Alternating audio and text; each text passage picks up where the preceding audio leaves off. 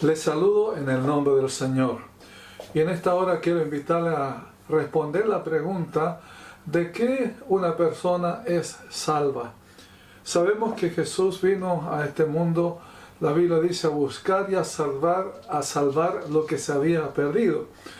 Pero normalmente las personas tienen la idea de que la salvación solamente tiene que ver con el hecho de ser salvo de la condenación y también del infierno. Pero la Biblia nos da mucho más detalles respecto de qué significa la salvación en cuanto a aspectos prácticos en esta vida. Y a veces es difícil explicar la realidad de la salvación, sobre todo porque se da a entender que la salvación, como ya he dicho, tiene que ver más que nada con el tema futuro. Pero cuando uno no ha nacido de nuevo o se declara un incrédulo o agnóstico también, no es un asunto cierto que uno pueda realmente explicar suficiente para que las personas comprendan qué significa la fe en Jesús y cómo cierto después hay un cambio de entendimiento de las cosas. La Biblia nos habla de la fe como algo que es primario, algo primero antes cierto de experimentar un cambio cierto en su vida por la salvación. Y es difícil a veces explicar que existen situaciones que aunque no las sepamos son una realidad, independientemente cierto de que vivamos o la comprendamos. Por ejemplo, somos personas que sabemos que existe una ciudad como Nueva York, pero no hemos experimentado estar o vivir en Nueva York. No sabemos cómo es el clima, no sabemos cierto todo lo que es la parte del invierno, del verano, cierto todo lo que es el ambiente social. Y la única forma es dar un paso de fe, en el sentido obviamente de confiar en una empresa que nos puede llevar, cierto, incluso pagamos para que nos lleve a ese lugar y ahí poder experimentar cierto lo que significa en general cierto Nueva York. Ahora, estoy colocando este ejemplo más que nada para dar a entender que hay muchas personas que no entienden lo que significa la salvación, el cambio de vida que Dios hace, porque no han dado un paso de fe, de arrepentimiento para con Dios, y por lo tanto no saben qué significa la salvación en forma práctica para su vida.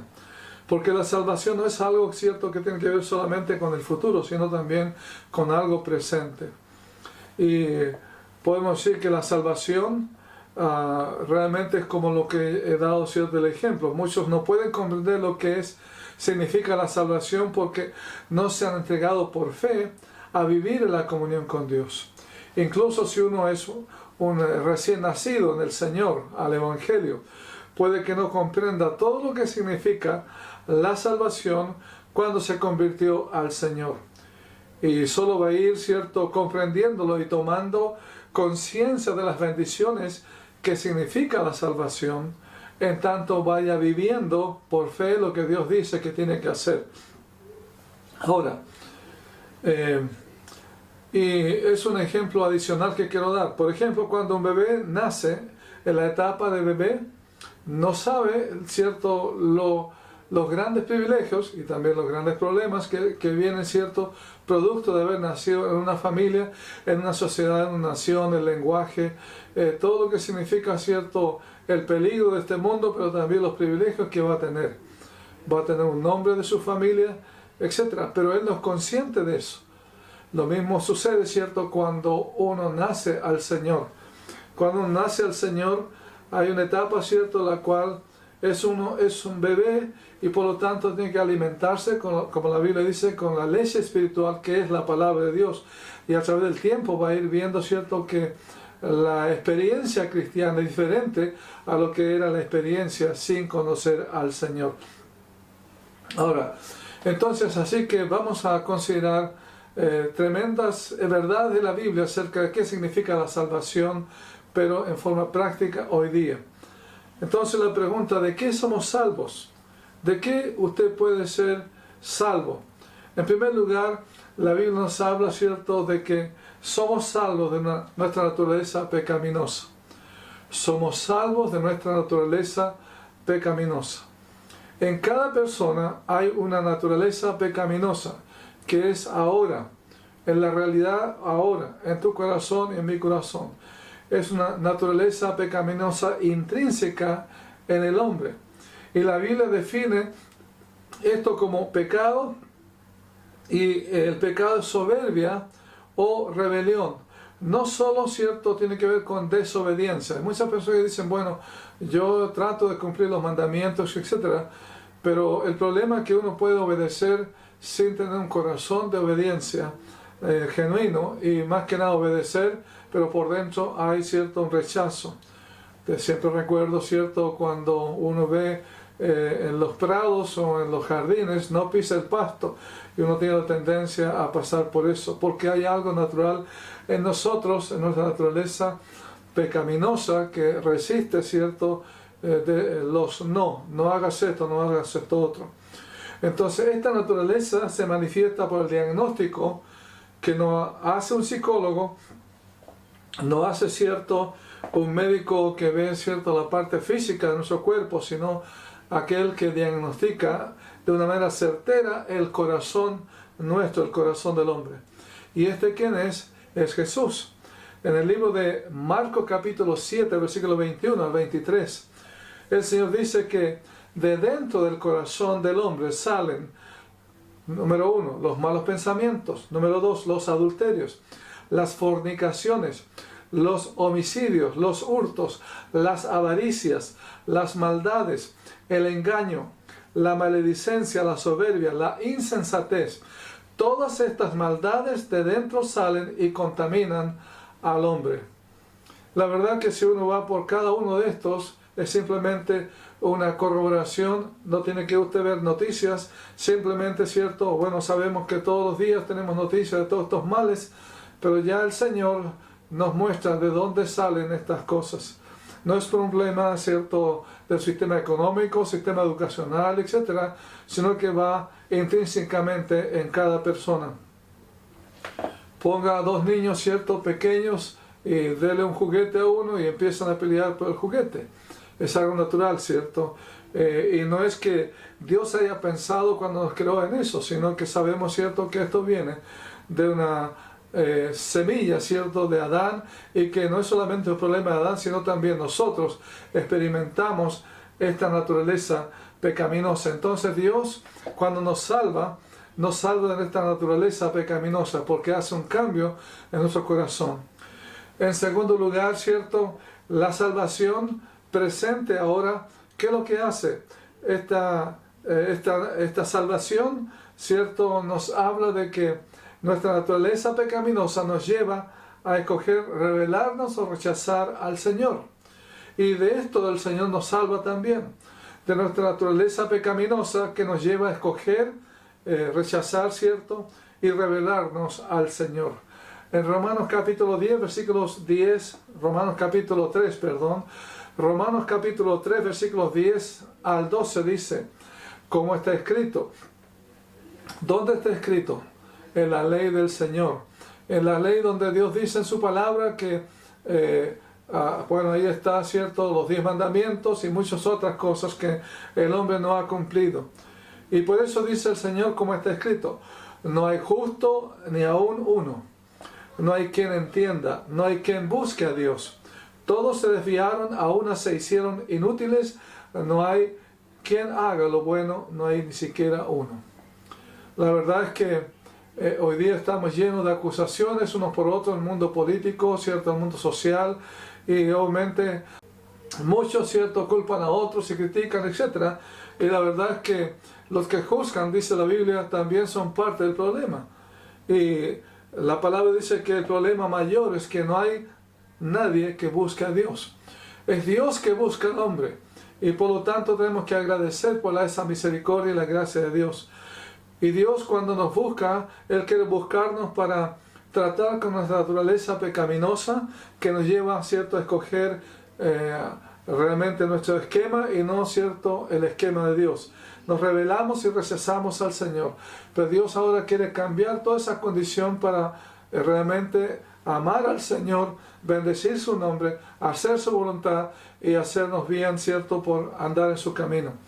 Entonces Dios nos salva de nuestra naturaleza pecaminosa y nos salva de esta naturaleza que nos lleva a escoger y rechazar al Señor.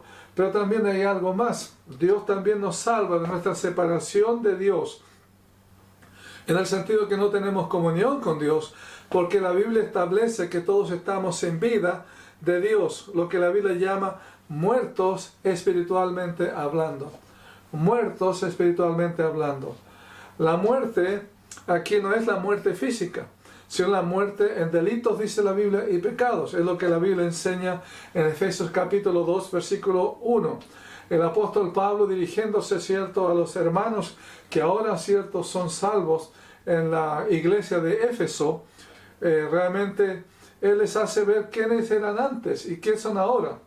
Y él les dice, y él, hablando de Jesús, Efesios 2.1 dice, y él, hablando de Cristo, os dio vida a vosotros cuando estabais muertos en vuestros delitos y pecados. En vuestros delitos y pecados. Y sabemos, cierto, que es bien especial hablar de estar muerto en delitos y pecados.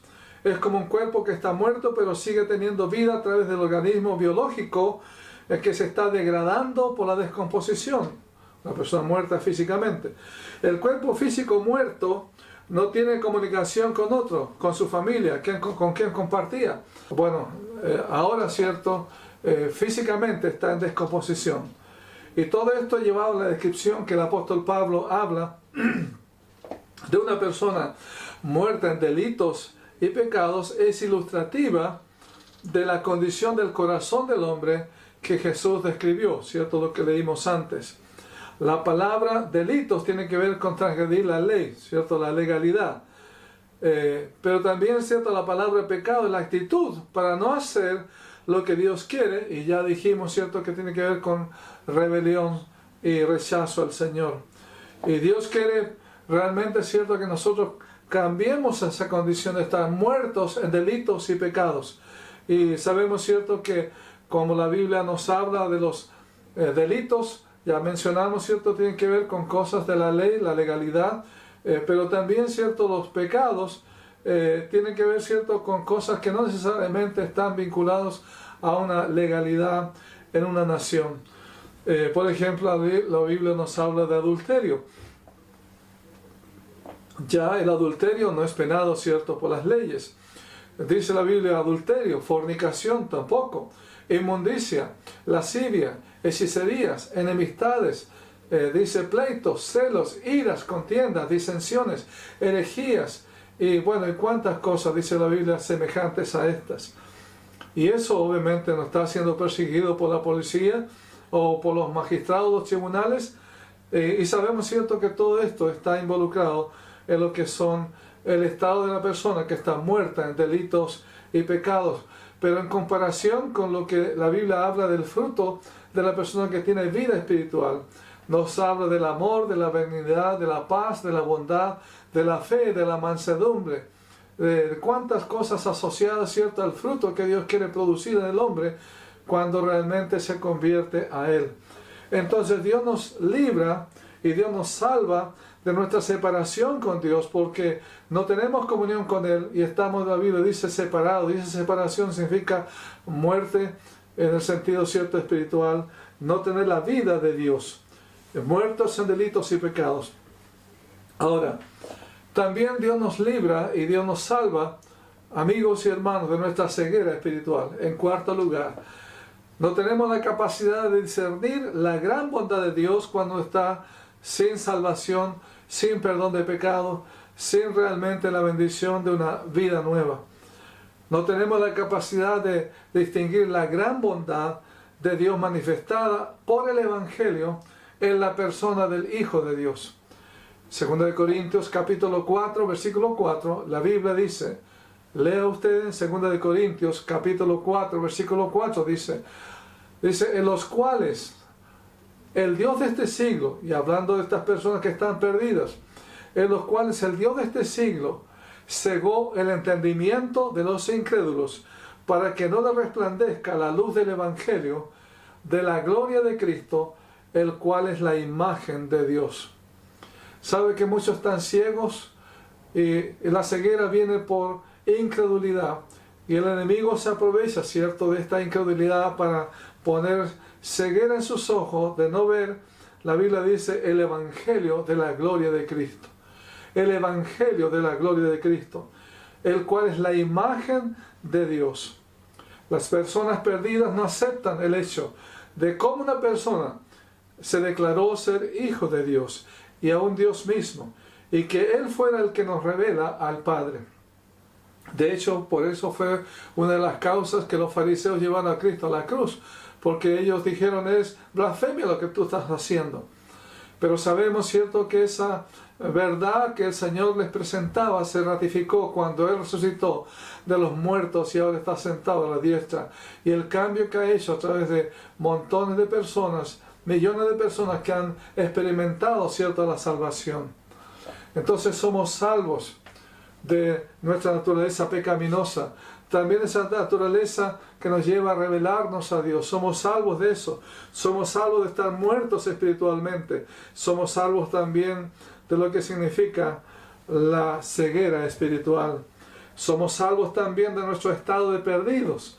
La palabra perdido es algo que no tiene claro su propósito en la vida desde el punto de vista de Dios. Una persona perdida vive sin dirección, y tarde o temprano tendrá un vacío en su alma, porque en nada va a encontrar su realización. Yo sé que Dios nos da familia, tenemos un peso por un trabajo, hacemos proyectos, ¿cierto?, para el futuro, etc. Pero la verdad es que cuando llegamos a un punto donde hemos logrado todo, siempre hay un vacío. La Biblia dice en Lucas 19, versículo 10, y encontramos, es cierto, aquí esta enseñanza de Jesús, donde Él visitó a un hombre que las personas menospreciaban, un operador de impuestos, vamos a decirte, un cobrador, servicio de impuestos internos, pero era un hombre que era considerado un ladrón. Y la verdad es que él podría tener muchas cosas, pero necesitaba algo adicional en su vida. Obviamente eso era la salvación. Y cuando Él visitó a este hombre, a pesar que le criticaron, ¿cierto?, Él dijo: el Hijo del Hombre vino a buscar y a salvar lo que se había perdido. Porque el Hijo del Hombre vino a buscar y a salvar lo que se había perdido. Este hombre tenía, ¿cierto?, mucho dinero, realmente tenía un buen pasar, pero estaba perdido, no tenía propósitos realmente para con Dios. Y obviamente por eso era también su comportamiento. Alguien podría decir: bueno, yo soy un ladrón, pero quizás usted ha mentido, desobedeció a sus padres. Bueno, cuántas cosas hay, ¿cierto?, cuando nosotros vivimos lejos del Señor y no hay reprensión en nuestro corazón, porque es algo que está en la naturaleza nuestra.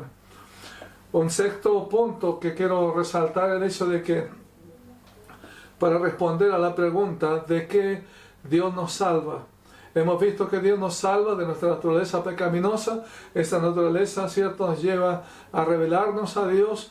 Nos salva también de estar muertos o separados de Dios. Nos salva de nuestro estado de perdidos. Y también, ¿cierto?, hemos dicho de lo que realmente de nuestra ceguera espiritual. Pero quiero, en sexto lugar, agregar que la condición de estar salvos, o de que Dios nos salva de nuestro estado de estar alejados y ajenos y sin esperanza y sin Dios. Varias cosas: alejados, ajenos y sin esperanza y sin Dios. 4 cosas. Es lo que dice en el libro de Efesios, el capítulo número 12, el apóstol Pablo, el versículo 12. Después que el Señor nos muestra en su palabra, el versículo número 10, como ya hemos dicho, ¿cierto?, en el libro de Efesios, como ya lo mencionamos, aquí Efesios capítulo 2, versículo 1, que estamos separados de Dios, y esa separación implica estar muertos en delitos y pecados. El versículo 12, el apóstol les hace ver, ¿cierto?, a los que eran, ¿cierto?, cristianos de Éfeso, la iglesia de Éfeso. ¿Quiénes eran antes? No solamente eran muertos en delitos y pecados, sino dice en versículo 12, en aquel tiempo estabais sin Cristo, alejados de la ciudadanía de Israel y ajenos a los pactos de la promesa, sin esperanza y sin Dios en el mundo. sin esperanza y sin Dios en el mundo. Dios ya proveyó cierto un pacto para restaurarnos a su comunión. Y eso lo hizo a través de Israel y luego cierto el nuevo pacto con la iglesia. Pero muchas personas están ajenas, así como los gentiles lo estaban, pero ahora, cierto, los que han tomado, cierto, la decisión de entregar su vida al Señor, reconocer el sacrificio de Cristo y también, cierto, ser regenerados por el nuevo nacimiento a través del Espíritu Santo. Ahora son parte del pacto de Dios, el pacto de gracia por misericordia del Señor. Y la Biblia nos muestra, cierto, que hay hoy día muchas personas que están sin esperanza y sin Dios. Hoy día hay muchas personas que están sin esperanza y sin Dios. La palabra esperanza es más bien, cierto, tiene que ver con descansar en el futuro o tener una espera, cierto. No estamos hablando de una pausa, sino seguir haciendo las tareas, pero en función de algo futuro. Y eso no es fatalismo y también, cierto, sin sentido. La Biblia enseña que Dios puso eternidad en el corazón del hombre. Y cada uno en algún punto en su vida nos proyectamos hacia el futuro. Nos educamos para el futuro. A pesar de la edad avanzada que alguien puede tener, ¿cierto? Aún así tiene planes para con sus hijos y sus nietos. De hecho, cuando alguien está al final de sus días, siempre piensa en el futuro de sus nietos. ¿Qué va a pasar con ellos? Al final de la vida muchos no atienden que hay un proyecto más grande que es la familia de Dios, la comunión con Dios por la eternidad. Qué triste es que muchos viven sin proyectos trascendentes en su vida. Pero llegará el tiempo en que lo que ha sido su proyecto, sin considerar el proyecto de Dios para su vida, le dará un gran sinsentido a su vida y un vacío que no podrán llenar. La Biblia dice que Dios nos llama a ser salvos de nuestro estado de alejados y ajenos y sin esperanza y sin Dios. ¿Usted tiene esperanza en el Señor? ¿Usted realmente podría decir que tiene una comunión con el Señor, que no es ajeno a los pactos, a los compromisos que Dios realmente ha tenido con usted a través del pacto de gracia de Jesús? ¿Tiene dirección? ¿Tiene propósitos para con Dios? Entonces Dios nos habla de muchas cosas aquí. También en séptimo lugar, yo quiero decir que Dios nos salva de no tener deseos de hacer las cosas de Dios. Repito, en séptimo lugar, Dios nos salva de no tener deseos de hacer las cosas de Dios. Hay padres que piensan que por mandar a sus hijos al colegio aprenderán a ser obedientes y mejores personas. Pero la verdad es que la educación es en sí una bendición, obviamente, en nuestra sociedad, pero no cambia el corazón del orgullo, la rebeldía, las disensiones y las violencias. Estamos en el cenit de la civilización más educada en el mundo, pero donde todos los días tenemos, cierto, noticias tristes de asesinatos, robos, enemistades, violencia intrafamiliar, bueno, cuántas cosas. El Salmo capítulo 10, versículo 4 dice: el malo por la altivez de su rostro no busca a Dios. No hay Dios en ninguno de sus pensamientos. El malo por la altivez. Cuando habla de la altivez, está hablando, cierto, un hombre o una mujer que rechaza al Señor. No quiere hacer. Yo no quiero hacer la voluntad tuya, Señor. Yo quiero hacer mi propio amor. Tengo mis propios planes. La altivez significa una persona, cierto, rebelde. Una persona, cierto, orgullosa. El malo dice, por la altivez de su rostro no busca a Dios. En contraste, cierto, a la altivez está la humildad. El hecho de someternos al Señor, diciendo gracias, Señor, por tu bendición, que tú eres sabio para realmente mi necesidad. Tú sabes lo que yo debo hacer, mejor que yo. Entonces, hay mucha gente, cierto, que puede ser filantrópica, puede tener buenas obras, pero está lejos de hacer la voluntad de Dios porque quiere hacer su propio plan y no el plan de Dios. Pero Dios también quiere salvarnos de eso. Y Dios nos da el poder ahora para cambiar a través, ¿cierto?, de la regeneración, a través de nacer de nuevo, confiando en Jesús como Salvador personal.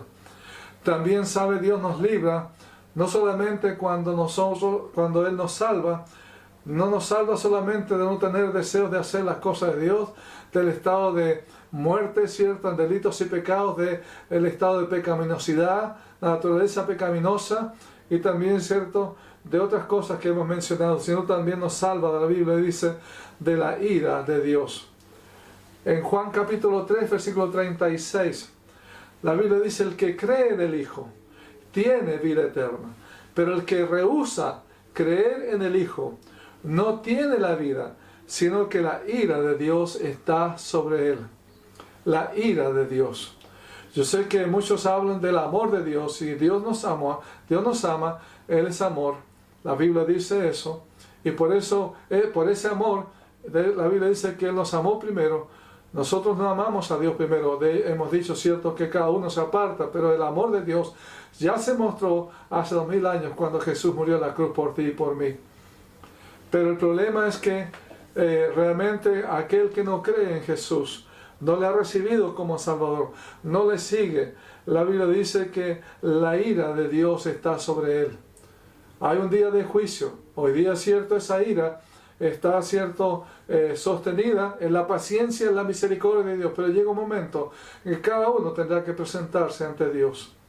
Pero Dios quiere salvarnos también de ese juicio y de ese castigo que un día, cierto, se manifestará en el día de la ira del gran juicio de Dios. Y también quiero agregar que Dios nos salva de nuestro estado de estar condenados. En Juan capítulo 3, versículo 18, dice: el que en Él cree, hablando de Jesús, no es condenado, pero el que no cree ya ha sido condenado, porque no ha creído en el nombre del unigénito Hijo de Dios. Hay mucha gente que dice: bueno, Dios sabe si voy a ser salvo o no. No, la Biblia dice que ya Dios ha dicho quién es salvo y quién no es salvo. La Biblia dice: el que no cree ya ha sido condenado. No tiene que esperar que usted, cierto, va a saber en el futuro, si Dios le llama, si va a ser salvo o no. Ya usted sabe, si ha rechazado al Señor, que es condenado. Es lo que la Biblia dice, no es lo que yo digo. Dice Juan capítulo 3, versículo 18, el que en Él cree no es condenado, pero el que no cree ya ha sido condenado, porque no ha creído en el unigénito Hijo de Dios. Amén. Entonces Dios nos salva de muchas cosas. La salvación es más amplia de solamente estar, cierto, condenado en el infierno. Nos salva de una vana manera de vivir también. 1 Pedro 1, 18 al 19 dice: sabiendo que fuiste rescatado de vuestra vana manera de vivir, la cual recibiste de vuestros padres, no con cosas corruptibles, como oro o plata, sino con la sangre preciosa de Cristo, como de un cordero sin mancha y sin contaminación. Entonces, amigo y oyente, Dios quiere que usted comprenda que la salvación es algo más grande de lo que a veces tenemos en mente. Realmente Dios quiere que usted pueda tener la bendición de ser salvo, de ser perdonado, de tener una vida con propósito, de ser sacado de la muerte espiritual a una vida con Dios, de tener, cierto, realmente la gracia para salir de esa naturaleza pecaminosa, para tener libertad ahora para adorar al Señor, tener una vida mejor y realmente tener el gozo de ser un hijo de Dios. Cristo murió por sus pecados, derramó su sangre en la cruz, y Él quiere que usted realmente tome este camino de bendición para su vida. No sé si ha comprendido lo grande que es la salvación y por qué Dios envió a su Hijo para sacarnos de la condición de estar perdidos y ahora para ser salvos. Dios quiera que usted pueda abrir su corazón al Señor, si no lo ha hecho. Pero si lo ha hecho, necesitan también entender que Dios quiere que usted le sirva, que se congregue, que usted pueda desarrollarse como hijo del Señor, aprendiendo su palabra y sirviendo a Él. Y para eso podemos nosotros ayudarle. Tenemos, cierto, algunos estudios y también tenemos una iglesia que pueda acogerle. Que el Señor le bendiga y le guarde. Amén.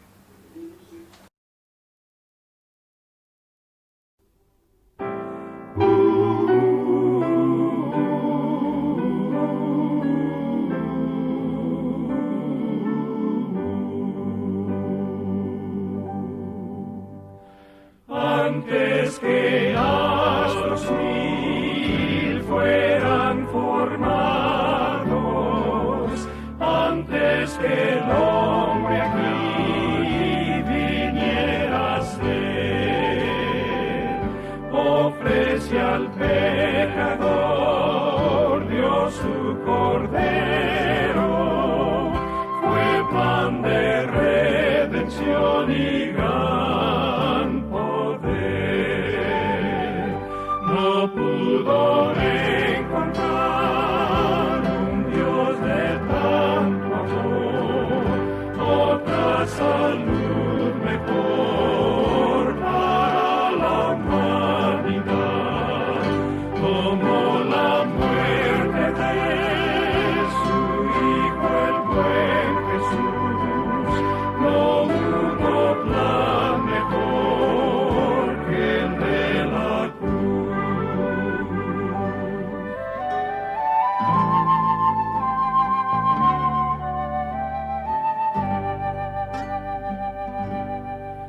La redención de Dios nadie la compra, ni humanas obras dan la salvación. Nuestra esperanza está en quien nos ama, Jesús quien dio su vida